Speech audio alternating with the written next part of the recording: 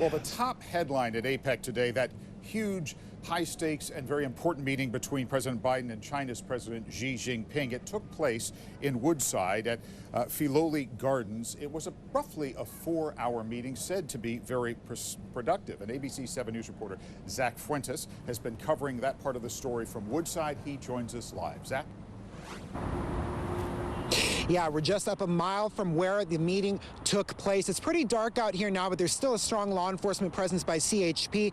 There were so many people out here earlier, hundreds of people out here, either in support or protesting President Xi's visit. But people from around the world have been looking to this meeting and what might come out of it. We finally heard from President Biden following that 4-hour-long meeting just a half hour ago. Let's take a listen to what President Biden had to say about that meeting he called constructive and productive.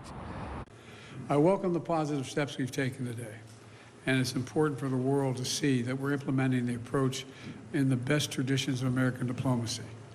We're talking to our competitors, just made blunt with one another, so there's no misunderstanding, as a key element to maintaining global stability and delivering for the American people. And in the months ahead, we're going to continue to preserve and pursue high-level diplomacy at the PRC in both directions, to keep the lines of communication open, including between President Xi and me. He and I agreed that each one of us could pick up the phone, call directly, and would be heard immediately. And that was a main goal of President Biden going into this meeting. We heard from him yesterday. He said that he would define success as building that better communication, having that military-to-military communication again.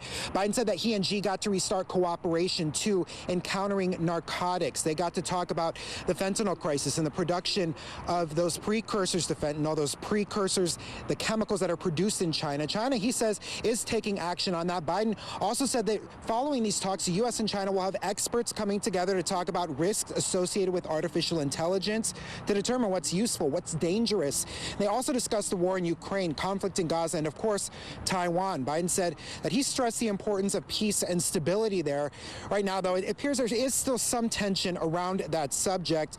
Now, of course, this meeting lasted for several hours, and long before it, and even just under an hour ago, there were hundreds of people, like I said, just up the road from where that meeting took place. Some here to welcome President Xi, a lot of people here to welcome him, but a lot of people also here criticizing this. Again, so many people focusing on this meeting. Now, the law enforcement presence out here is still strong. CHP, we aren't sure if we're going to see the motorcade come behind us at any point right now or not. But again, this meeting was something that President Biden is defining as successful. And we could expect to see more headlines coming out as a result of this. Headlines and developments we will continue to track, of course. But right now, live in San Mateo County, Zach Fuentes, ABC 7 News.